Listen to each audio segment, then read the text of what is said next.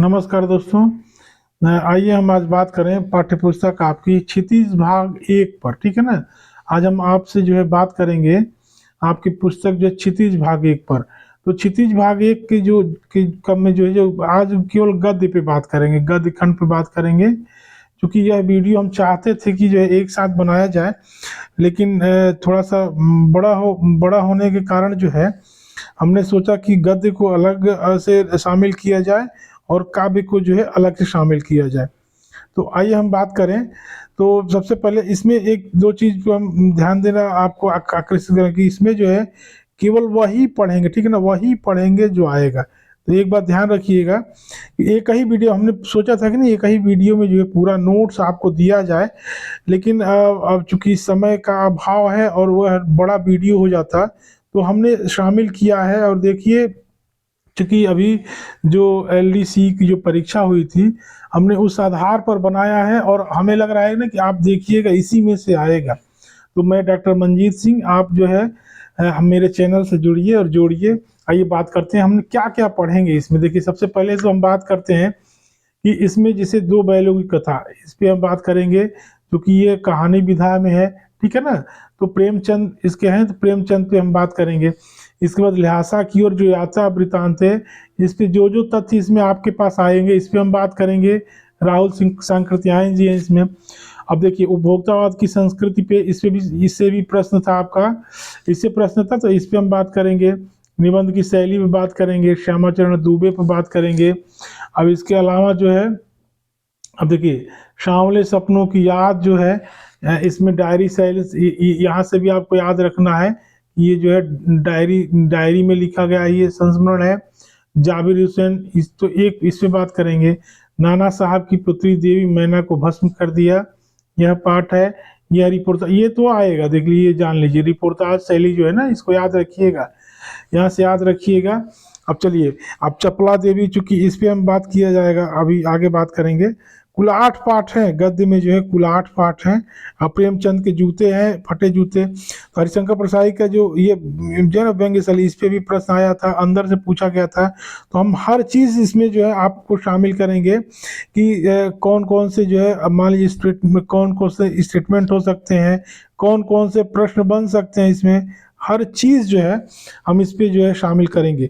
तो इसके ऐसे ही मेरे बचपन के दिन जो संस्मरण शैली में जो है महादेवी वर्मा लिखी हुई हैं, तो महादेवी वर्मा पे भी बात करेंगे कि एक कुत्ता और एक मैना, निबंध शैली हजारी प्रसाद द्विवेदी पे। तो इस तरीके से हम गद्य खंड के जो 8 पाठों पर जो है, कम से कम यह मान के आप चलिए कि इन 8 पाठ में, ठीक है ना, इन 8 अध्याय में यह मान के आप चलिए कि 8 अध्याय में कुछ नहीं तो आपके 10 प्रश्न तो मिनिमम, ठीक है ना, 10 प्रश्न मिनिमम तो आने हैं।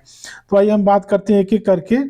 पहले हम गद्य पे बात कर लें और जो है थोड़ी देर बाद हम काव्य पे बात करेंगे। तो देखिए, गद्य खंड में हम ये भी, अब गद्य खंड में पहला पार्ट जो है 2 बैलों की कथा है। अब इसमें जो है प्रेमचंद से हो सकता है, ये प्रेमचंद का ये आप 1880 से 1936 तक।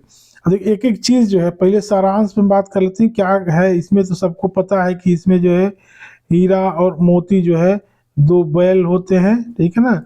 ये सबको पता है। अब देखिए इसमें क्या है, बात करते हैं। 2 बैलों की कथा के माध्यम से ये एक चीज़ और बता दे रहे हैं कि हमने जो एलडीसी का पेपर सॉल्व किया था, आप देख सकते हैं, एलडीसी का पेपर देखा था हमने। इसमें एक चीज़ तो तय थी कि आपका जो पेपर जो है ना, पेपर जो एनसीईआरटी बेस्ड ही था, बस जान लीजिए। थोड़ा बहुत अलग था, तो हमने क्या किया है कि जो भी इसमें हम तथ्य लिए हैं, सारांश हो चाहे जो भी हो, तो या तो फिर आपकी जो है, जैसे मान लीजिए कि जो बोर्ड परीक्षाओं में पूछे गए, चूँकि इस तरीके से प्रश्न थे कि जैसे एक तो एनसीईआरटी बेस्ड था, दूसरा ऐसा था, कुछ प्रश्न ऐसे थे जो कि थोड़े अलग थे। तो आइए बात करें। तो इसमें देख लीजिए कि 2 बैलों की कथा के माध्यम प्रेमचंद ने कृषक समाज, अब देखिए यहाँ से भी ये है एनसीईआरटी, कृषक समाज और पशुओं के भावात्मक संबंध का वर्णन किया, ठीक है ना? तो आप इसको याद रखिएगा। इस कहानी में उन्होंने बताया है कि स्वतंत्रता सहज में नहीं मिलती, उसके लिए बार-बार संघर्ष हो सकता है कि दो तीन स्टेटमेंट जैसे आया था, दो तीन स्टेटमेंट दे दे। इस प्रकार परोक्ष रूप से कहानी आजादी के आंदोलन की भावना से जुड़ी है, ठीक है ना। इसके साथ ही इस कहानी में प्रेमचंद ने पंचतंत्र और हितोपदेश की कथा परंपरा का उपयोग और विकास किया है। तो आप इसके कम से कम 3-4 पॉइंट आप याद रखिएगा इस कहानी में। तो इस तरीके से ये पूरा एनसीईआरटी, बार बार कह रहे हैं कि इसी तरीके से जो है एनसीईआरटी बेस्ड प्रश्न जो है इसमें आए थे। चलिए आगे बात करते हैं।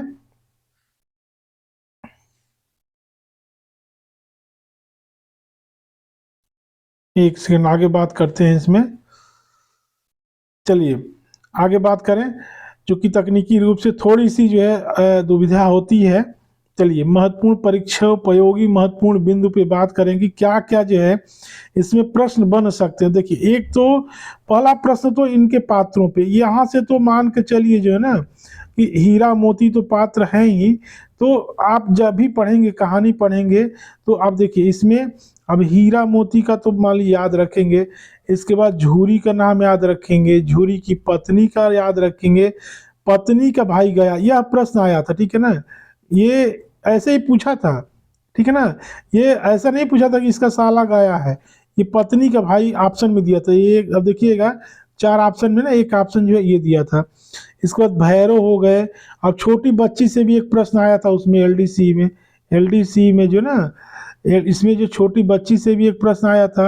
अब देखिए एक यहाँ से प्रश्न दिया था, एक यह प्रश्न, दो प्रश्न तो यहाँ से आया था। अब इसमें मान लीजिए कि लड़की की सौतेली माँ हो गई, दड़ियल कसाई जहाँ अंत में जो बेच दिया जाता है। तो ये तो पता है भाई, हीरा मोती दो बैल हैं, ठीक है ना। दोनों बैल बड़े प्रेम से रहते हैं, और जो है वो जो है उसकी पत्नी के कारण जो है वो क्या होता है कि बैल ससुराल जाते हैं फिर भाग के आते हैं। तो इनमें इनकी भूमिका, इसमें आपको जो है ना बस ये याद रखना, चूंकि हम आज केवल वही बात करेंगे जो परीक्षा में आएगा, ठीक है ना। जो परीक्षा के लिए आपके महत्वपूर्ण वही बात करेंगे, इसलिए अधिक समय नहीं लेंगे, ठीक है ना। चलिए अब एक प्रश्न तो यह भी आया था कि अब जिसे धनपत राय के गणपत राय दिया था, यह भी प्रश्न जो है दिया हुआ था कि वास्तविक नाम जो है क्या था मुंशी प्रेमचंद का। तो यहाँ ये आया था कि इनमें से क्या नहीं था, तो उसमें जो है धनपत राय याद रखिएगा। अब 31 जुलाई हमने इसलिए लिख दिया कि कभी कभी पूछ देता है, क्योंकि प्रेमचंद प्रसिद्ध थे। मृत्यु जो है 8 अक्टूबर को हुई थी, यह भी प्रसिद्ध हो गया। अब देखिए चूंकि ये हम बार बार कह रहे हैं कि आपका पेपर जो है एनसीईआरटी बेस्ड होगा, ठीक है ना, एनसीईआरटी बेस्ड होगा। अब देखिए इसमें जो प्रेमचंद की कहानियां, ये सब लोग जो लोग मान लीजिए इतने बड़ी परीक्षा दे रहे हैं, तो 8 भागों में प्रेमचंद जो 300 से अधिक कहानियां लिखते हैं, तो ये तो बताने की खैर जरूरत ही नहीं है। चलिए हाँ, यहाँ से भी एक प्रश्न था, यहाँ से भी उनके उपन्यासों पर एक प्रश्न था, इनमें से कौन सा उपन्यास प्रेमचंद, बहुत ही आसान प्रश्न था।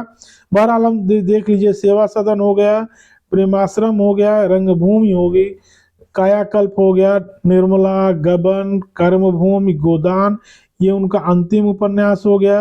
मंगलसूत्र, इसके अब जिसे मान लीजिए अब जो लोग पढ़े हैं तो उनको पता ही है कि मंगलसूत्र उनका अधूरा उपन्यास है, ठीक है ना। और कायाकल्प को हम इस कारण जानते हैं कि कायाकल्प में जो है जो जन्म मरण की बात की गई है, ठीक है ना, ऐसे करके। और इसके बाद जो हिंदी में लिखा उपन्यास है। अब चलिए, अब जो हम ज़्यादा अधिक बात नहीं करेंगे। अब देखिए हंस और जागरण माधुरी, ये आप याद रखिएगा, यह प्रश्न आएगा क्योंकि उसमें दिया हुआ था उनका जो है वसुधा का दिया था, हरिशंकर परसाई का जो है। तो आप इसको याद रखिए, हंस जागरण दे देगा कि निम्नलिखित में से प्रेमचंद ने किस पत्रिका का संपादन नहीं किया।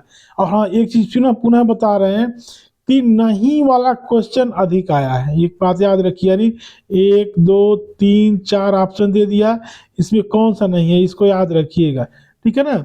अब देखिए बड़ी से बड़ी बात को सरल भाषा में सीधे सीधे संक्षेप में करना, इनकी बड़ी विशेषता थी प्रेमचंद की। और भाषा जो है सरल, सजीव और मुहावरेदार।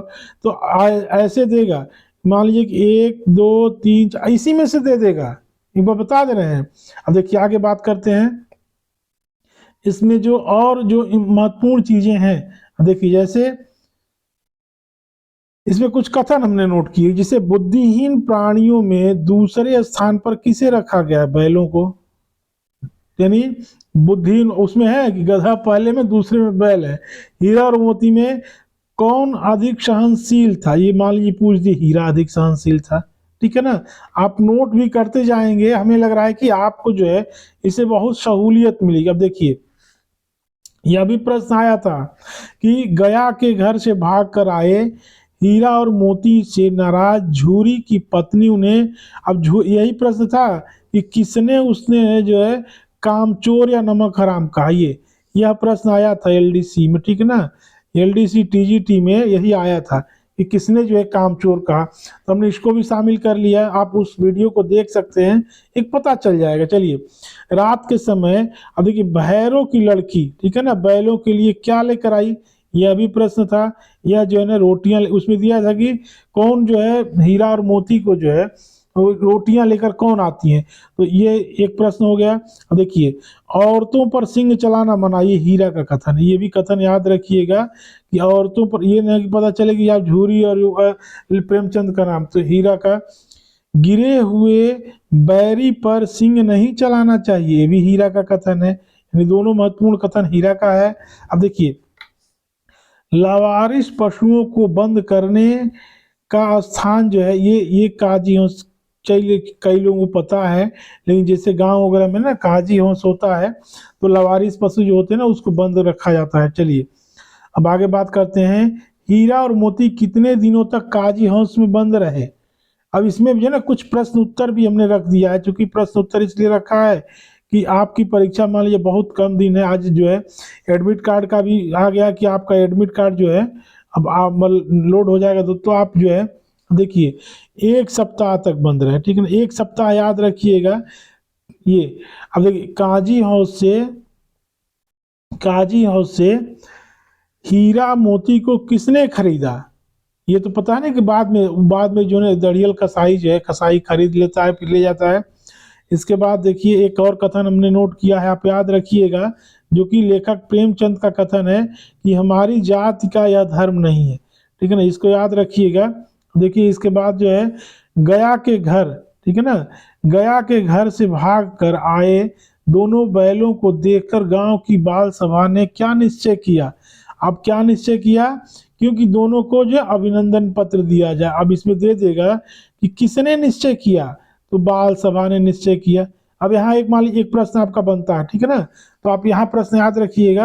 अब हीरा मोती ने कितनी बार भागने की, ये भी पूछ सकता है, यानी 4 बार वो भागने की कोशिश की है, ठीक है ना, तो 4 बार आप याद रखिएगा, 4 बार। अब किसान जीवन वाले समाज में पशु और मनुष्य के आपसी संबंधों की कहानी है, ठीक है ना, ये तो पता ही है, क्योंकि हीरा मोती है और पशु, और ये तो खैर आप कर ही लेंगे। चलिए आगे बात करते हैं इसी पार्ट से थोड़ा सा, और इतना तो हो ही, अब कुछ कथन देखिए इसमें, इतना तो हो ही गया कि 9-10 प्राणियों की जान बच गई, वे सब तो आशीर्वाद देंगे, ये मोती का कथन है। लेकिन हम कथन कारण इसमें से ये सब नोट कर लीजिएगा। गया ने हीरा मोती को दोनों बार सूखा भूसा खाने के लिए दिया, क्यों दिया, ये आया है उसमें क्वेश्चन में है, क्यों दिया, ठीक है ना, आप इसको हल कीजिए। क्योंकि वह हीरा मोती के व्यवहार से दुखी था, इसीलिए भूसा केवल दिया, ठीक है ना, ये एनसीईआरटी में हमने वो भी रखा है और वहीं से पूछा गया है। एनसीईआरटी में जो क्वेश्चन आंसर है ना, क्वेश्चन आंसर है, तो क्वेश्चन आंसर को भी हमने जो है ना इसमें एंट्री किया है। तब देखिए, इसको याद रखिएगा। आगे बात करते हैं कि कहानी में से 5 ऐसे वाक्य छांटिए जिसमें निपात का, देखिए निपात उसमें दिया हुआ है, आप देखिएगा किताब जब आप देखिएगा कि निपात है, देखिए निपात होता क्या है, निपात जो है, निपात याद रखिएगा कि निपात जो है ना अव्यय, चूंकि अव्यय आपको पढ़ना है, अव्यय का ही भाग है निपात। अब निपात में होता ही है नहीं, जैसे देखिए, अब इसमें हम आपको वाक्य से समझा देते हैं कि इस वाक्य में जैसे दोनों साथ ही, जो दबा वो जोड़ देते हैं ना, ही साथ नींद में मुंह डालते और एक साथ ही बैठते, ऐसे ही एक ही विजय ने उसे संसार की, अब ये जिसे ही लगा और इसे भी लगता है, ठीक है ना, ही लगता है भी लगता है, तो ऐसे जो है निपात होते हैं। तो ये चूंकि पाठ में दिया गया तो इसको जो है ध्यान रखना जरूरी है। आइए बात करते हैं। तो ये हो गया आपका जो है पहला पाठ, यानी प्रेमचंद जो है, प्रेमचंद देखिए ये प्रेमचंद का जो यह पाठ है, चूंकि आपको 2 बार पढ़ना है, जो लोग पीजीटी भी दे रहे होंगे तो ये मान लीजिए 2 बैलों की कथा में, तो ये आप जो है आप रोक रोक कर इसमें नोट कर सकते। चलिए आगे बात करते हैं। दूसरा जो है यात्रा वृतांत है। आपको पता ही है कि जो है ल्हासा की ओर तिब्बत, ये यात्रा वृतांत, यहाँ एक तो प्रश्न यही बनते हैं ल्हासा की ओर। एक बात और बता दे रहे हैं आपको कि सभी पाठ में जो ना लेखक का नाम आपको याद रखना है कि कौन सा किसका है। यह बहुत जरूरी चीज है, ठीक है ना, तो आप इसको याद रखिएगा, लेखक का नाम। मान लीजिए अब जिसे ल्हासा की ओर, चूंकि जो है ये राहुल सांकृत्यायन है 1893 से 1963 ये। अब देखिए एनसीईआरटी का जो सारांश है वो इस तरीके से हम इसको आपको पढ़ के सुना देते हैं, बस जो जरूरी है उसी को हम रखेंगे। चलिए, संकलित अंश जो है राहुल सांकृत्यायन की ये प्रथम तिब्बत यात्रा, ठीक है ना, ये कह रहे हैं ना कि 20 साल के अनुभव पर आधारित जो है हम आपके सामने प्रस्तुत हैं, तो आप विश्वास कीजिए और यही आएगा। चलिए, अब एक प्रश्न तो यहाँ बनता है कि प्रथम तिब्बत यात्रा से लिया गया है, ठीक है ना, तो एक प्रश्न यहाँ हो गया जो सन 1929 और 30 में, एक प्रश्न यहाँ हो गया। अब एक प्रश्न यहाँ भी बनता है कि नेपाल के रास्ते से, ठीक है ना। अब देखिए, अब उस समय भारतीयों की तिब्बत यात्रा की अनुमति नहीं थी, इसीलिए लोग नेपाल होके जाते थे, ठीक है ना, इसलिए उन्होंने यह यात्रा एक भिखमंगे के छद्म, अब देखिए अब दे देगा कि राहुल जी ने जो है यह यात्रा किस तरीके से की, तो भिखमंगे के छद्मवेश, भिखमंगे के रूप, ठीक है ना। ये इसमें तिब्बत की राजधानी ल्हासा की ओर जाने वाले दुर्गम रास्तों का वर्णन उन्होंने बहुत ही रोचक शैली में किया है। इस वृत्तांत से हमें उस समय के तिब्बती समाज के बारे में जानकारी मिलती है, ठीक है ना। यह यात्रा जो है छद्मवेश धारण के रूप में की गई है, ठीक है, ये याद रखिएगा, तो हम बता ही दिए। चलिए आइए हम बात करते हैं इसमें कौन कौन से जो महत्वपूर्ण बिंदु हैं उस पर थोड़ा सा बात कर लेते हैं। देखिए, पहले तो मान लीजिए कि राहुल जी बात कर ले लेखक पे, ठीक है ना, राहुल सांकृत्यायन बात करते हैं। अब देखिए राहुल सांकृत्यायन जो है, राहुल सांकृत्यायन जो है इनका मूल नाम केदार पांडे था, इसे नहीं पूछना चाहिए। और ये हाँ, यह जो है आपको याद रखना है कि इन ये जो है ना बौद्ध धर्म श्रीलंका में बौद्ध धर्म ग्रहण करते हैं, इसको याद रखिएगा। तब से उनका नाम जो है राहुल, ठीक है ना, जब श्रीलंका जाते हैं वहाँ बौद्ध धर्म के प्रचार के लिए, तो वहाँ जो है उनका राहुल सांकृत्यायन केदार पांडे से नाम हो जाता है। ये बहुत विद्वान थे, ठीक है ना। अब देखिए इतनी पाली हो गया, प्राकृत, अपभ्रंश, तिब्बती, चीनी, जापानी, रूसी, बहुत सारी भाषाएं जानते थे। अब देखिए इसके अलावा अब यहाँ से प्रश्न का हम जो जो प्रश्न बनेंगे हम उस पर आपको ज्यादा, अब देखिए अब इसमें यहाँ से एलडीसी में क्वेश्चन था, यहाँ से देखिए क्या क्वेश्चन था कि उन्होंने उसमें दिया था कि इसमें से उन्होंने क्या नहीं लिखा है, ठीक है ना, तो ये था जो भी हो, इसमें मान लीजिए 4 दे दिया जाए, 5 जो भी हो, उसमें कविता था, ठीक है ना, तो कविता उन्होंने नहीं, तो कविता हो गया उन्होंने नहीं लिखा।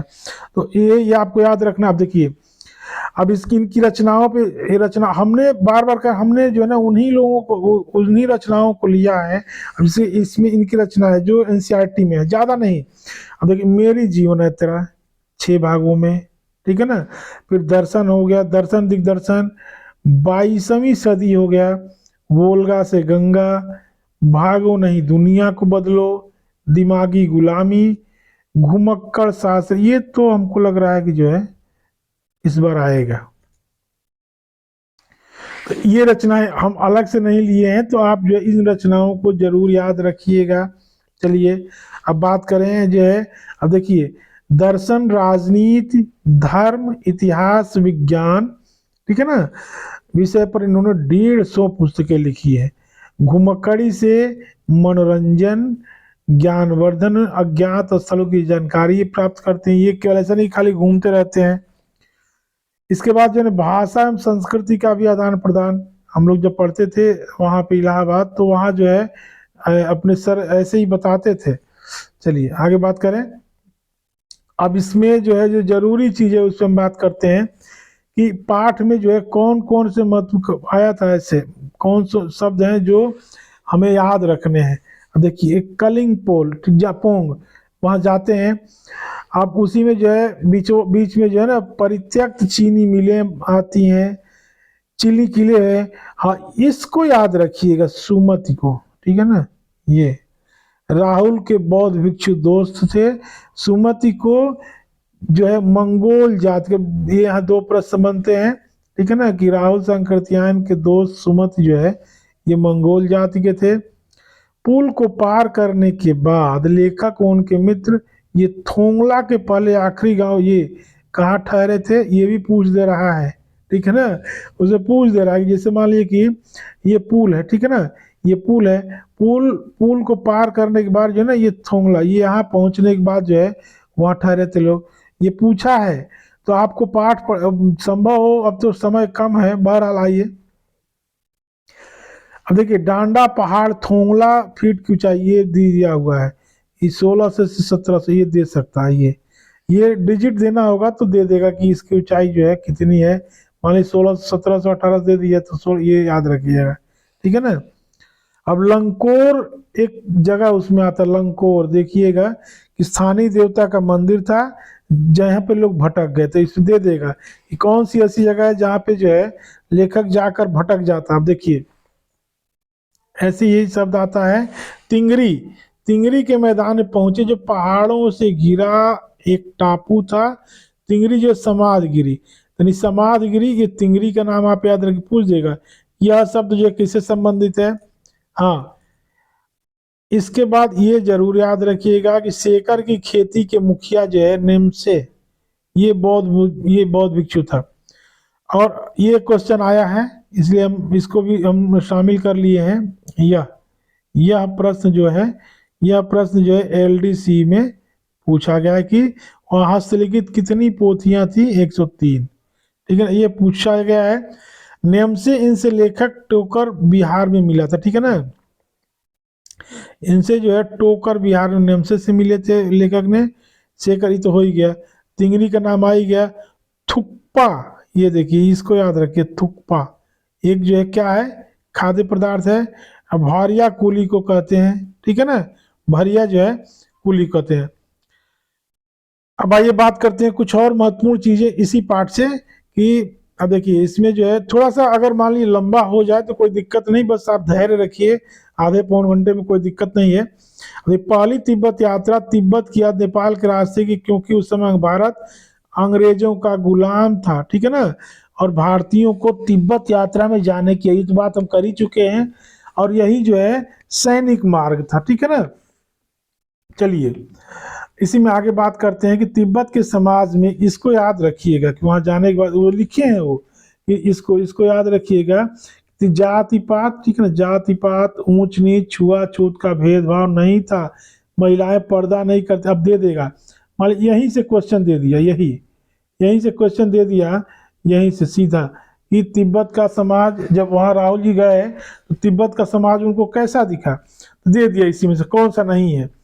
पुल पार करने के लिए क्या देना पड़ता था, चिट देना पड़ता था। लेखक लंकोर के मार्ग में अपने साथियों में से कि ये भी क्वेश्चन आया था एलडीसी में, ठीक है ना, ये दिया था, यही था कि घोड़ा बहुत सुस्त था इसलिए जो है पिछड़ गया। चलिए आगे बात करते हैं। अब जो है अगला पार्ट जो है उपभोक्तावाद की संस्कृति, यह जो है निबंध शैली में लिखा गया है। श्यामाचरण दुबे जी हैं, 1922 से 1966 इनका जो है। अब आइए एनसीईआरटी से ही बात करें, ज्यादा इधर उधर बात करना ठीक नहीं है। चलिए उपभोक्तावाद की संस्कृति निबंध बाजार की गिरफ्त में आ रहे समाज की वास्तविकता को प्रस्तुत करता है। लेखक का मानना है कि हम विज्ञापन, तो ये विज्ञापन आप याद रखिएगा, ठीक है ना, विज्ञापन की चमक दमक, के कारण वस्तुओं के पीछे भाग रहे हैं। हमारी निगाह गुणवत्ता पर, एक ये याद रखिएगा, विज्ञापन संपन्न और अभिजन वर्ग द्वारा प्रदर्शन पूर्ण जीवन शैली अपनाई जा रही, जिसे सामान्य जन, ये देखिए, सामान्य जन भी ललचाई निगाहों से देख रहे थे। एक ये पॉइंट, एक ये पॉइंट, ठीक है ना। यह सभ्यता के विकास की चिंताजनक बात है, जिसे उपभोक्तावाद ने परोसा दे दिया कि लेखक के अनुसार उपभोक्तावाद में क्या नहीं शामिल है। जैसे मान लीजिए ये दे दिया क्वेश्चन, तो आपको करना यह है कि इसमें से ऊपर से नोट करना है, लेखक की यह बात महत्वपूर्ण है कि जैसे जैसे जैसे जैसे यह दिखावे की संस्कृति फैलेगी, सामाजिक अशांति और विषमता भी फैलेगी, ठीक है ना। ये तो आप इसको यहाँ से याद रखिएगा, वैसे ये यहाँ याद रखिएगा। अब आइए कुछ और प्रश्नों पर हम बात कर लेते हैं। पहले लेखक परिचय से एक हमको मिला था, उसमें शब्द की ये जो है अब दे देगा कि निम्नलिखित में से कौन जो है समाज वैज्ञानिक या अग्रणी, ये समाज वैज्ञानिक है, तो श्यामाचरण दुबे है, ठीक है ना। ये इसको याद रखना है, लेखक से क्वेश्चन आ रहा है एक एक पार्ट से जो है। अब सोच लीजिए 120 प्रश्न वहां थे एलडीसी में, आपको हम बता दे रहे हैं कि एलडीसी में कुल इसमें 120 प्रश्न थे, तो एक एक पार्ट से कम मान लीजिए 3-4 ऐसे करके क्वेश्चन थे और लगातार थे। बहरहाल आइए, अब श्यामाचरण दुबे जी की किताबों पे भी प्रश्न आया था, यहाँ से प्रश्न आया था कि निम्नलिखित में से कौन सी जो है इनकी किताब नहीं है, तो आप इसको याद रखिएगा। अब देखिए कौन कौन सी पुस्तकें हैं, मानव और संस्कृति है, परंपरा और इतिहास बोध है, संस्कृति तथा शिक्षा हो गई, समाज और भविष्य, भारतीय ग्राम, संक्रमण की पीड़ा, विकास का समाजशास्त्र, समय और संस्कृति। अब इसमें दे दिया था रामविलास जी वाली किताब जो है, परंपरा का मूल्यांकन, इसमें दे दिया था उस जो प्रश्न था, ठीक है ना। तो यहाँ से भी क्वेश्चन आ सकते हैं, इसको याद रखिए किताबों को। देखिए एलडीसी में आया हुआ है। अब देखिए इसमें जो है जीवन, समाज और संस्कृति के ज्वलंत विषयों पर उनके विश्लेषण, स्थापना, ये तो आप इसको याद रखिएगा, ठीक है ना, जीवन, समाज और संस्कृति। अब ये इसमें एक चीज और बहुत ही महत्वपूर्ण है जो कि आएगा। अब पूरी किताब में आप जो है 6 की बात कर लीजिए, 7th की बात कर लीजिए, 8th की बात कर लीजिए, 9th की बात कर लीजिए, 10th की बात कर लीजिए, इन किताबों में, ठीक है ना, हम 11th की बात नहीं कर रहे हैं, इन किताबों में आदिवासियों या जनजातियों पर लेखन के लिए जो है, अब देखिए ये जो है दे देगा कि जनजाति विमर्श या आदिवासी विमर्श पे कौन लेखन, तो ये श्यामाचरण दुबे, इसको याद रखिएगा, ठीक है ना। निर्मला पुतुल है कक्षा 11वीं में, तो चूंकि वो तो 11वीं में आपको पढ़ना है। चलिए आगे बात करते हैं। अब इसमें जो है तीखा कटाक्ष क्या है, उपभोक्तावाद की नई संस्कृति पे करते हैं, ठीक है, उपभोक्तावाद की नई संस्कृति पे बहुत तीखा प्रहार करते हैं, ठीक है ना। और इसको आप याद रखिएगा कि उपभोक्तावाद की संस्कृति को जो है ये दिखावे की संस्कृति कहते हैं, और ये तो दिखावा है। इसके बाद देखिए आधुनिक बाजार में प्रधानता किसकी है, अब ये सब याद रखना, ये तो खैर आप लोग याद रखेंगे। अब देखिए उपभोग का भोग करना ही सुख है, अब ये इस पाठ का है, याद रखिएगा कि जब भोग उपभोग की बात आएगी तो ये आपको याद रखना है। चलिए अब बात करते हैं उपभोक्तावादी संस्कृति को बढ़ाने में, इसमें अब दे देगा कि किसका हाथ था, तो इसको बढ़ाने में तो खैर बहुत सामान्य सा प्रश्न है कि विज्ञापनों का जो है बड़ा हाथ है। अब इसका प्रभाव मान लीजिए दे दिया आया था, ठीक है ना, इसका प्रभाव आया था कि परंपराओं और संस्कृति पे पड़ता है और दोनों का अवमूल्यन हुआ है, ठीक है ना, यानी परंपरा भी नीचे गई है और हमारी संस्कृति भी। समाज में विभिन्न तरह की विषमताएं तो सामाजिक दूरी बढ़ाती है, क्या, दिखावे, ये दिखावे की संस्कृति, जिसे मान लीजिए पूछ दिया जाए, अब आपको जिसे दिखावे की संस्कृति याद रखना है, विज्ञापनों का ये याद रखना है, ठीक है ना। चलिए आइए बात करते हैं। अब इसी में है कि मनुष्य का जो लक्ष्य है, मनुष्य का लक्ष्य क्या होना चाहिए, संपूर्ण विकास का, दिखावा नहीं। और आधुनिकता को एक छलावा कहाँ कहा गया है, देखिए आधुनिकता इसी पाठ का है। हमें हमेशा, अब इसमें जो है एक गांधी जी का कथन है, आपको याद रखिएगा इसी में, कि हमें अपने आदर्शों और नैतिक मूल्यों पर टिके रहना चाहिए। यह गांधी जी का, अगर मान लीजिए दे दे तो आदर्श और नैतिक मूल्य की बात है, गांधी जी की बात आएगी।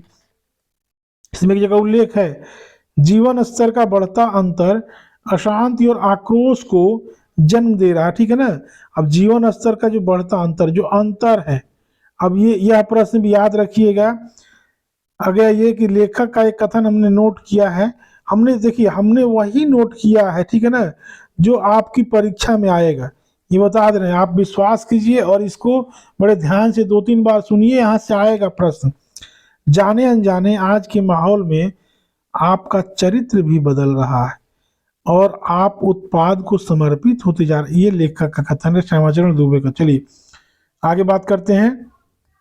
तो 2-3 पॉइंट और है इस पाठ से। अगला पॉइंट है, कोई वस्तु हमारे लिए उपयोगी हो न हो, लेकिन टीवी पर फिर विज्ञापन देखकर हम उसे खरीदने के लिए अवश्य लगाओ। नहीं तो अब जिसे जो लोग, ठीक है ना, यहाँ हम आपको आगाह कर रहे हैं, ठीक है ना, यहाँ आपको हम आगाह कर रहे हैं कि यदि आप मान लीजिए कि पीजीटी की परीक्षा भी दे रहे हैं, ठीक है ना, और आप टीजीटी की भी परीक्षा दे रहे हैं, तो एक चीज आप याद रखिएगा कि इस तरीके का बाजार की बात आए, फिर उपभोक्ता की बात आए, ठीक है ना, तो आप याद रखिएगा कि पीजीटी में, ठीक है ना, पीजीटी के लिए कक्षा 12वीं की जो किताब है, ठीक है, वहां पे जैनेन्द्र का जो है बाजार दर्शन है। तो आप यहाँ कंफ्यूज नहीं करना है, ठीक है ना, तो आप यहाँ कंफ्यूज नहीं करना है। हम बार बार इसीलिए कह रहे हैं कि जैसे मान लीजिए जब होता है कभी कभी, तो यदि मान लीजिए आप याद रखिएगा कि अब अगर आप टीजीटी की परीक्षा दे रहे हैं तो आप श्यामाचरण दुबे को याद रखिएगा। यदि आप पीजीटी की परीक्षा दे रहे हैं तो आप जो है बाजार दर्शन याद रखिएगा, जैनेन्द्र के निबंध को। अब देखिए इसमें जो है खैर दिया था उसमें कि धीरे धीरे जो है रीतिवाचक क्रिया विशेषण है, आज और कल जो है कालवाचक, ये उसी एनसीईआरटी में दिया था, तो हमने इसको नोट कर लिया, इसको आप याद रखिएगा। चलिए आगे बढ़ते हैं अपने चौथे पाठ की तरफ। सांवले सपनों की याद, यह जो है सांवले सपनों के डायरी शैली में लिखा गया संस्मरण है, इसको याद रखिएगा, ठीक है ना, डायरी शैली में लिखा गया। ये यहाँ से प्रश्न आपको याद रखना है। जाबिर हुसैन को आप याद रखिएगा, जन्म इनका 1945। देखिए एनसीईआरटी में क्या दिया है, आइए जो मूल बिंदु है उस पर हम बात कर लेते हैं। देखिए प्रस्तुत पाठ जो है जून 1987 में प्रसिद्ध पक्षी, यहाँ सालिम अली पक्षी विज्ञान, ठीक है ना, इस पाठ से, जैसे सालिम अली की मृत्यु के तुरंत बाद डायरी में लिखा गया संस्मरण, तो आप एक सालिम अली को याद रखेंगे। कौन थे, पक्षी विज्ञान में इनका महारत था। सालिम अली मृत्यु, दुख और अवसाद को लेखक ने सांवले सपनों की याद के रूप में व्यक्त किया है। सालिम अली का स्मरण करते हुए लेखक ने उनका, अब देखिए इसमें अगर दे दिया कि ये व्यक्ति चित्र प्रस्तुत किया, यहाँ भाषा की रवानी और व्यक्ति की शैली, तो ये 2-3 क्वेश्चन ना इसी में बनता है, तो इसको अच्छे से आप रोक के देख लीजिएगा। चलिए आगे बात करते हैं जो महत्वपूर्ण बिंदु है इसमें। अब जाबिर हुसैन तो इसके लेखक हो ही गए, ठीक है ना। अब ये अंग्रेजी भाषा के जो है साहित्य के प्राध्यापक और राजनेता भी थे ये, तो आप इसको याद रखिएगा कि कौन सा ऐसा लेखक है जो राजनेता भी थे। ये हो गया। अब चूंकि अंग्रेजी के थे तो हिंदी उर्दू और अंग्रेजी हो ही गए, उर्दू भी जानते थे। हिंदी रचनाओं में जो आगे है डोला, देखिए अब हिंदी रचनाओं में कौन कौन से है जो आगे हैं, डोला बीबी की का मजार, अतीत का चेहरा लोगा, एक नदी रेत भरी, तो आप इसको याद रखिएगा, इसको रोक के जो ना 1-2 बार पढ़ लीजिएगा। ये इसलिए हम कह रहे हैं कि इसको पढ़ लेंगे, हो सकता है दे दे कि इनमें से कौन सी रचना जो जाबिर हुसैन की नहीं है। चलिए अब आगे बात करते हैं कि आम आदमी के संघर्षों को उन्होंने अपने साहित्य में प्रकट किया, ठीक है ना, तो दे देगा कि किसने जो है आम आदमी के संघर्षों को अपने साहित्य में प्रकट किया। संघर्षरत आम आदमी, ठीक है ना, ये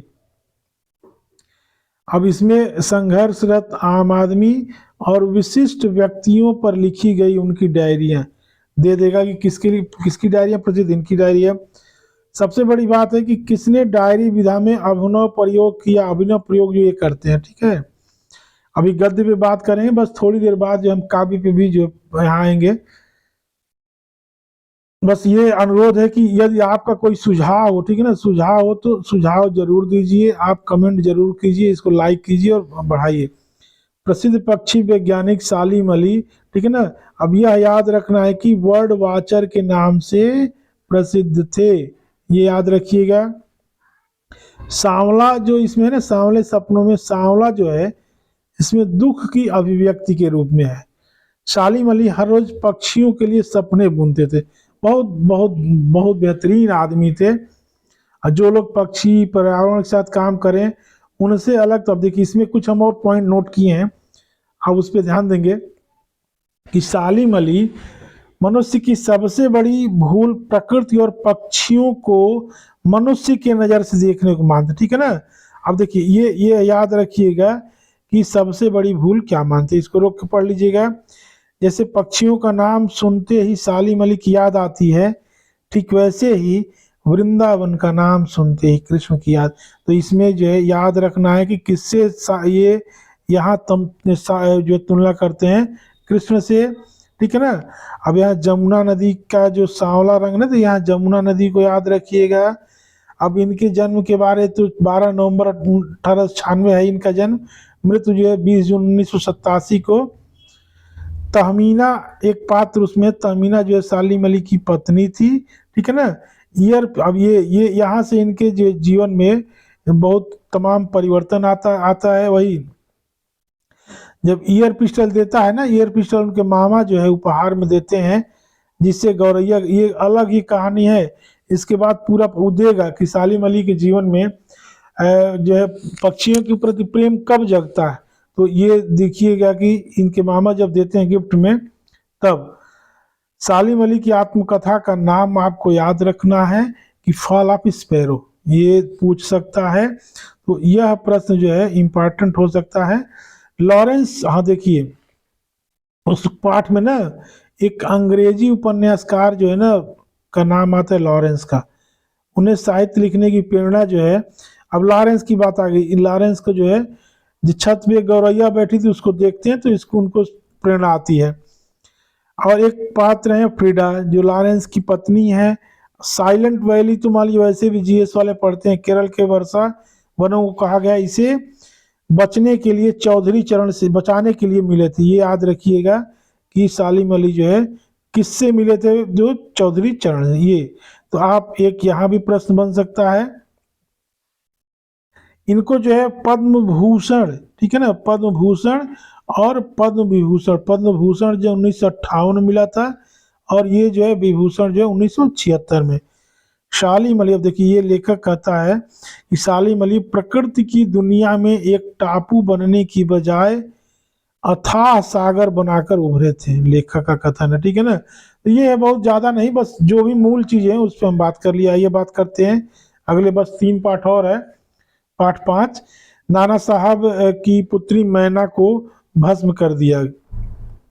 ये इसमें याद रखिएगा, ये जो रिपोर्टाज शैली में है।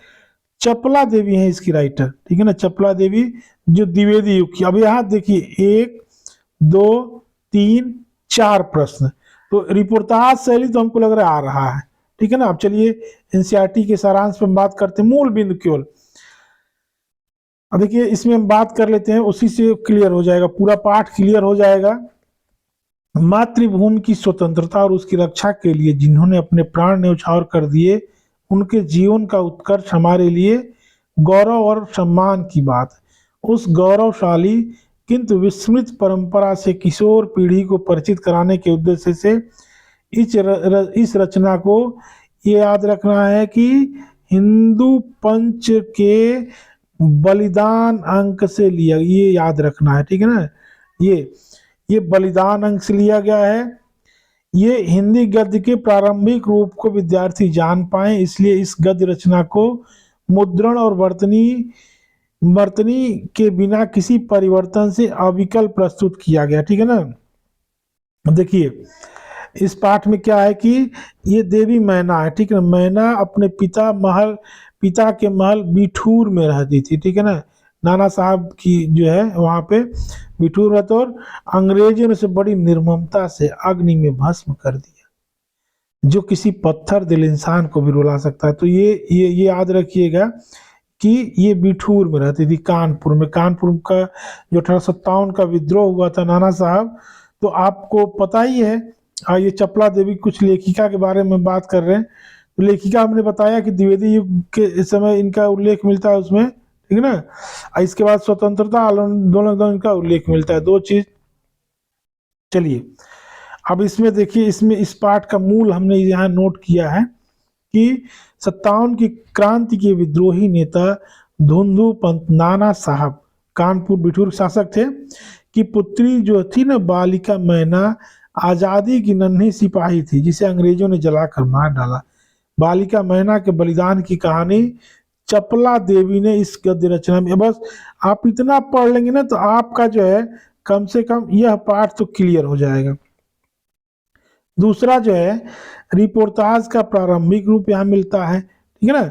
आइए, मैना की उम्र मात्र 13, अब यह पूछा जा सकता है कि मैना की उम्र जो है कितने साल की थी, तो आप 13 साल याद रखिएगा। अब इसमें बेहद साहसी, निडर, आत्मविश्वासी थी।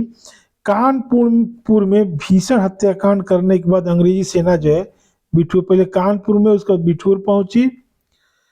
आपको यह याद रखना है, यह प्रश्न आया है, ठीक है ना। तो अंग्रेज सेनापति का नाम जो था सर टॉमस हे था, ठीक है, इसको याद रखिएगा।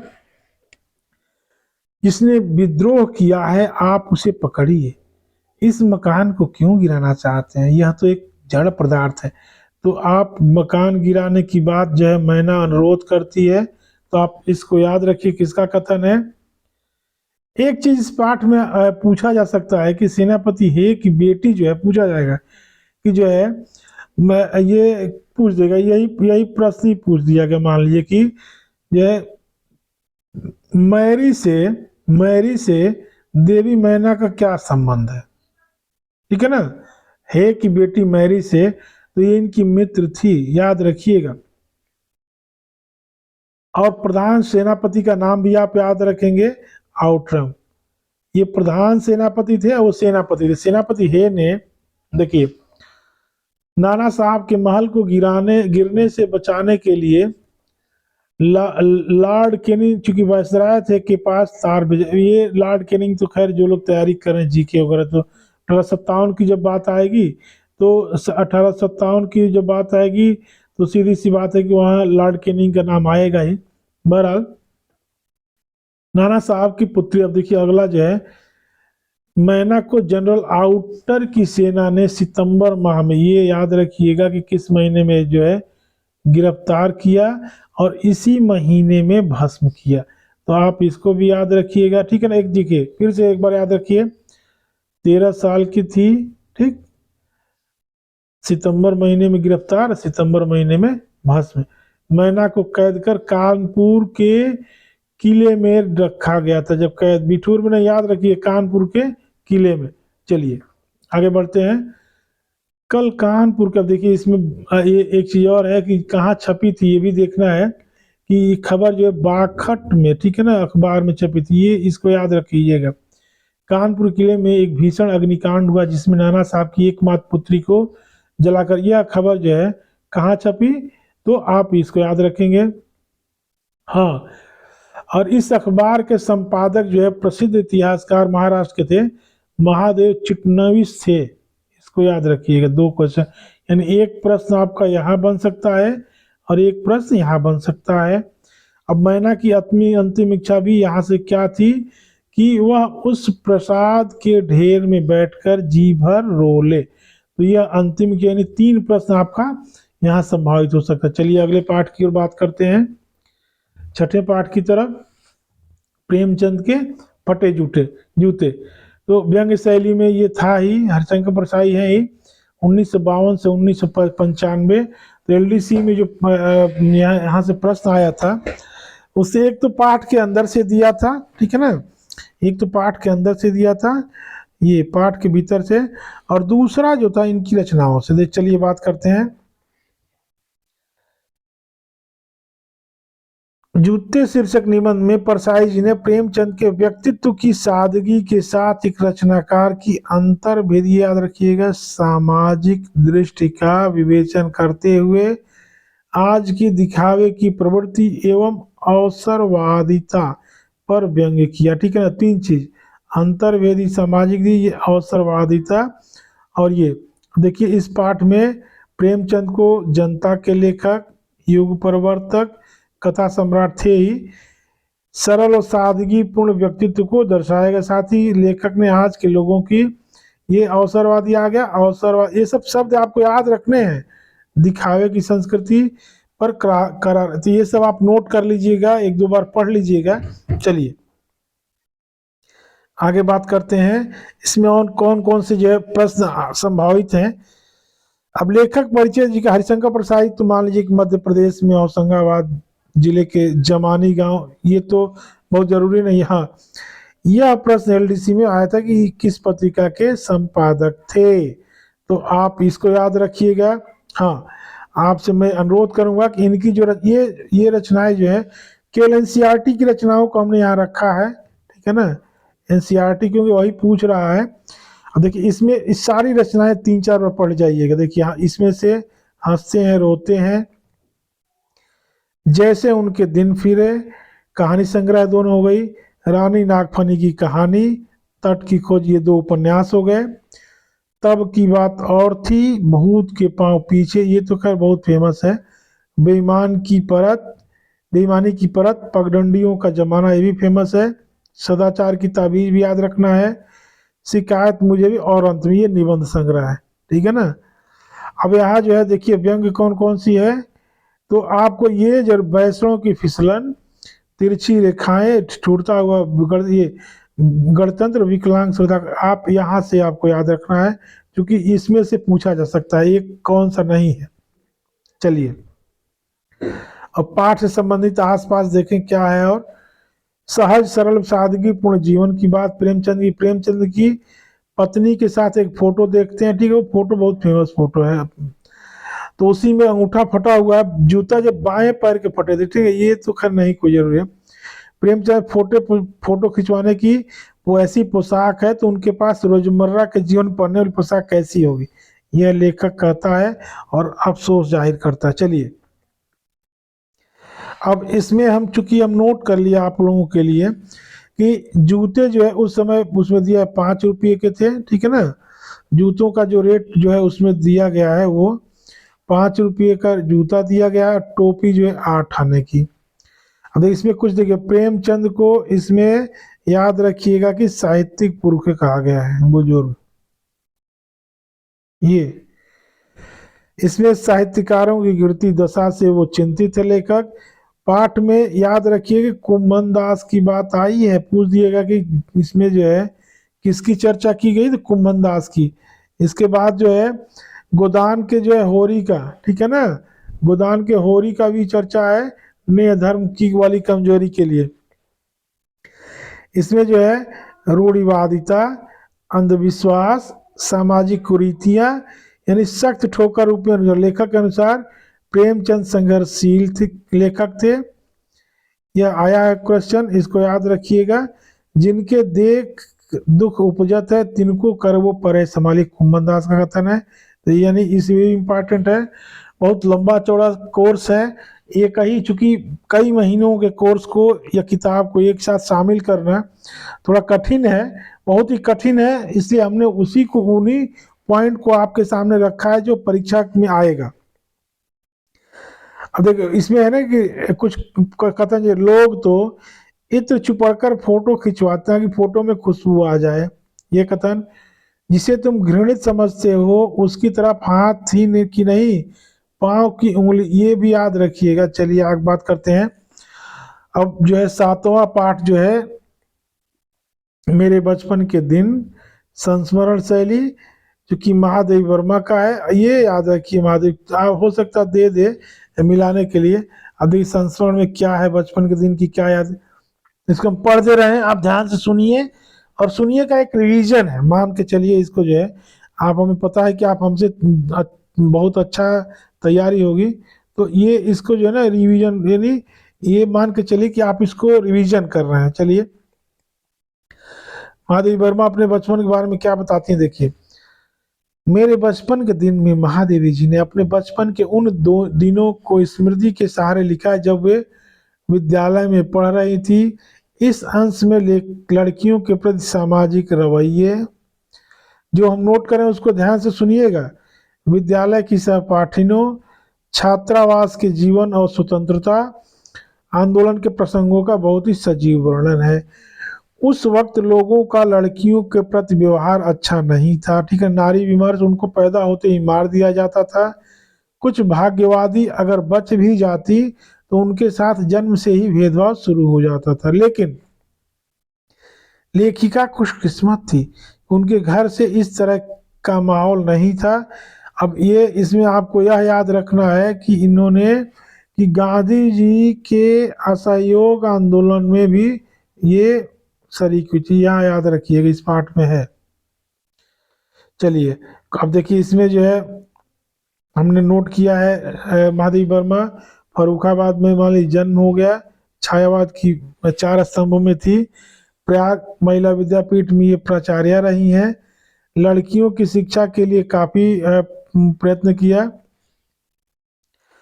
और प्रमुख काव्य संग्रह जो है नीर निशा तो है, ये नीर निहार, रश्मि, निर्जा, यामा। अब पूछा जाता है कि यामा में जो कितनी रचनाएं सम्मिलित संग्रहित थी, तो यामा में 4, ठीक है ना, 4 संग्रह थे। इसके अलावा गद्य में देखिए, अब गद्य में जो है सशक्त गद्य 4 हैं, अतीत के चलचित्र, स्मृति की रेखाएं, पथ के साथी, और यहाँ से भी एक क्वेश्चन आया था, तो आप इसको याद रखिएगा। हाँ, यह याद रखना, ही तो खैर सबको पता होगा हिंदी पढ़ने वालों को, कि 1982 में यामा पे ज्ञानपीठ मिला, और 1956 में जो है इनको पद्म भूषण।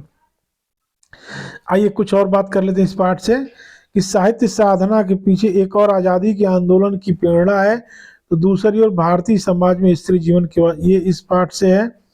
संस्मरणों और रेखा चित्रों में शोषित पीड़ित लोगों के प्रति नहीं बल्कि पशु पक्षियों के लिए भी आत्मीयता एवं अक्षर, ये इसी पाठ से है। कुछ हम नोट कर लिए कि आपको लाभ होगा। अब देखिए इसके बाद जो है कुछ क्वेश्चन आंसर की मुद्रा में, महादेवी वर्मा की माता कौन थी, कौन सी भाषा में प्रवणी थी, हिंदी और संस्कृत, ठीक है ना। माँ उनकी जबलपुर से आई थी। महादेवी वर्मा के परिवार के सभी सदस्य उर्दू और फारसी सभी सदस्य जानते थे, उर्दू से उनको महादेवी वर्मा को उतना लगाव नहीं था। हाँ, पंचतंत्र की कहानियां पढ़कर उनको प्रेरणा मिली कहानियों की तरफ झुकने का। उनकी माता जी जो थी ना, उनकी माता जी, इसको याद रखिएगा, मीरा के पदों को बड़े सुंदर तरीके से गाती थी। यह सुनकर ब्रज भाषा में उन्होंने लिखना, नहीं ब्रज भाषा में लिखना कैसे शुरू किया, मम्मी उनकी गाती थी, किसमें, मीरा को। अपनी प्रारंभिक पढ़ाई जो है क्रासवेट इलाहाबाद में है, गर्ल्स कॉलेज से। पहली सहेली उनकी सुभद्रा कुमारी चौहान बनी थी वहां पे हॉस्टल में। चलिए उसमें है सुभद्रा कुमारी चौहान और लेखिका दोनों अपनी कविताएं, ये याद रखिएगा, ये आ सकता है हमको लग रहा है, ये यानी ये इम्पोर्टेंट है कि जो है स्त्री दर्पण में जो है ना अपनी रचनाएं चौहान और जो है भेजते थे। चलिए, असहयोग आंदोलन का केंद्र बिंदु जो है उस समय आनंद भवन था, उसमें दिया हुआ है। यहीं पर लेखिका जो है गांधी से मिली थी। लेखिका जिन कवि सम्मेलन में भाग लेती थी, अक्सर उनके अध्यक्ष कौन होते थे, अभी इसको याद रखिएगा, हरिऔध थे, रत्नाकर भी कवि थे, और ये तो अक्सर ये लोग उसके अध्यक्ष होते थे। 100 से अधिक पदक उनको प्राप्त हो चुके थे। एक चीज और याद रखना है, यह प्रश्न, ये कि उनको ना चांदी का कटोरा एक बार मिला था, ये तो ये इम्पोर्टेंट है, मिला जो है कविता के लिए प्राइज मिला। तो इस कटोरा जब मिला ना तो सुभद्रा कुमारी चौहान उनसे कही कि अरे यार तुमको इतना बड़ा पुरस्कार मिला है, तुम हमको जो है इसी में खीर खिलाओ। और इस कटोरा को गांधी जी जो है मांग लेते हैं। ठीक है ना, तो आप यहाँ से इसको याद रखिएगा, यह प्रश्न आ सकता है। चलिए, हॉस्टल में लेखिका के साथ उनके कमरे में रहने जो है कोल्हापुर की, ये भी याद रखिएगा, कोल्हापुर की जो है जेबुनिसा, ठीक है ना, उसने उनको मराठी भाषा सिखाई, तो इसको याद रखिएगा। लेखिका के पड़ोस में जवारा के नवाब साहब एवं उनकी बेगम साहिबा रहने आई थी, ये भी याद रखना है। उनके छोटे भाई का नाम, ये तो मान लीजिए आपको याद रखना ही चाहिए, मनमोहन था, ठीक है ना। हाँ, मनमोहन का नामकरण जो है जवाहरा साहब की बेगम ने उन नाम किया था। बाद में ही जम्मू और गोरखपुर के जो है वाइस चांसलर बनते हैं। 100 से अधिक मेडल जीते थे। इसमें थोड़ा सा हम इसलिए लिख लिए कि मैं उत्पन्न हुई तो मेरी बड़ी खातिर हुई और मुझे यह सब नहीं सहना पड़ा जो अन्य लड़कियों को, ये जो है इसी पाठ से है और लेखिका कहती। चलिए, अंतिम पाठ है, यानी गद्य का जो है, यह गद्य का अंतिम पाठ है। कुल 8 पाठ है, इसके बाद हम काव्य पे बात करेंगे अगले वीडियो में। तो 8 पाठों में देखिए, एक कुत्ता और एक मैना निबंध शैली में है और हजार द्विवेदी, ये भी पूछा जाता है 1907 से 1979। चलिए, एनसीईआरटी को पहले ले लेते हैं। एक कुत्ता और एक मैना निबंध में न केवल पशु पक्षियों के प्रति मानवीय प्रेम, ये तो हो गया मानवीय प्रेम की बात हो गई, बल्कि उनसे मिलने वाले प्रेम, भक्ति, विनोद और करुणा, ये मानवीय भाव, ठीक है ना, मानवीय प्रेम मानवीय भाव का विस्तार भी इसमें। अब इनको याद रखिएगा, इन्हीं का उल्लेख ज्यादा है रविन्द्रनाथ की कविताओं, ठीक है ना, तो इसमें इनको याद रखिएगा कि एक कुत्ता एक मैना निबंध में रविन्द्रनाथ की कविताओं से जुड़ी स्मृतियों के सारे गुरुदेव की संवेदनशीलता, आंतरिक विराटता और सहजता के चित्र तो उकेरे ही गए हैं, पशु पक्षियों के संवेदनशील जीवन का भी बहुत सूक्ष्म निरीक्षण है। यह निबंध सभी जीवों में प्रेम की प्रेरणा देता है। इसमें टैगोर जी का पशु पक्षियों के प्रति प्रेम और संवेदनशीलता का विस्तार से, तो आप टैगोर जी को याद रखना है। चलिए, अब थोड़ा हजार द्विवेदी के बारे में जान लेते हैं। ये तो पता ही, आरत दुबे का छपरा, ओझवलिया है नाम, जिला बलिया। उच्च शिक्षा बीएचयू में होती है। अध्यापन जो शांति के वहाँ पढ़ाते हैं, बीएचयू में पढ़ाते हैं, पंजाब यूनिवर्सिटी में पढ़ाते हैं। चलिए, साहित्य का इतिहास लिखते ही है, जो है ही है, हिंदी साहित्य की भूमिका से लेकर हिंदी साहित्य का आदिकाल तक। आलोचना पे कई किताबें, कबीर है ही उनका शोध है। उपन्यास हो गया, निबंध हो गया। अब देखिए कुछ निबंधों के बारे में यहाँ जान लीजिए। आयता भी है जो महत्वपूर्ण है। देखिए, अशोक के फूल, चूंकि हमको जो लोग अगर पीजीटी की परीक्षा दे रहे होंगे उनको सीरीज के फूल पढ़ना, जल्दी ही उस पर भी एक ऑब्जेक्टिव लेकर आएंगे। तो अशोक के फूल हो गया, इसके बाद कुटज हो गया, कल्पलता हो गया, ये ललित निबंध। ललित निबंध जानते हैं क्या होता है? ललित निबंध होता है जो हमारी भावों को उद्भूत करे, ठीक है ना, जहाँ हमारे भाव जो है आए। अब देखिए, इसके बाद जो है उपन्यास 4 हो गए, बाण भट्ट की आत्मकथा, चार चंद्रलेख, पुनर्वा और रामदास का पोथा। आलोचना में देखिए, हिंदी साहित्य का उद्भव और विकास, हिंदी साहित्य की भूमिका, कबीर तो बहुत प्रसिद्ध किताब है ही, उनकी कृतियां हैं। साहित्य अकादमी और पद्म भूषण अलंकार मिला है। ललित निबंध जो है कि ये माहिर थे। अब देखिए, यहाँ बात करते हैं जटिल, गंभीर और दर्शन। ये देखिए, जटिल दर्शन प्रधान बातों को भी सरल, सुबोध, मनोरंजक ढंग से प्रस्तुत करना द्विवेदी जी के लेखन की विशेषता है। सृजनात्मक, सामंजस्य, शास्त्र के ज्ञान, परंपरा के बोध और लोक जीवन का अनुभव यहाँ मिलता है। अब जी पाठ से बात कर लेते हैं। टैगोर के बारे में है। देखिए, टैगोर का इसमें जन्म जो है ना 7 मई 1861, ठीक है ना, कोलकाता में। 1913 में इनको नोबेल प्राइज, और एशिया में ये पहला नोबेल प्राइज होता है। 7 अगस्त 1941 में इनकी मृत्यु हो जाती है। गुरुदेव जो है अपनी बीमारी व कमजोर होने के कारण कहीं और रहना चाहते थे। गुरुदेव एकांत में रहने के लिए श्री निकेतन की तीसरी मंजिल, याद रखिएगा, एकांत के लिए यहाँ गए थे। चलिए